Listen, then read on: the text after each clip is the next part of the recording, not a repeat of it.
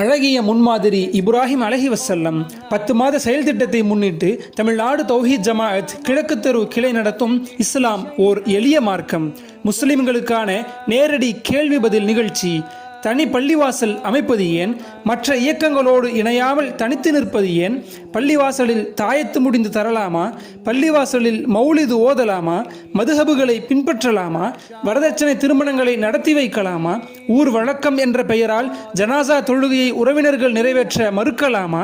கண் திருஷ்டி, சூனியம் குறித்து மார்க்க நிலைப்பாடு என்ன?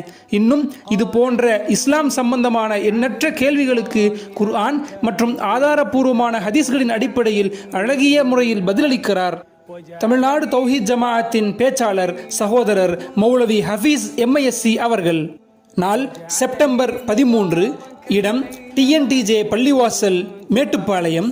நேரம் மாலை 4:30 மணி முதல். இஸ்லாத்தை அதன் தூய வடிவில் அறிந்து கொள்ள அனைவரையும் குடும்பத்துடன் அழைக்கிறது தமிழ்நாடு தௌஹீத் ஜமாஅத் கிழக்கு தெரு கிளை, கோவை வடக்கு மாவட்டம்.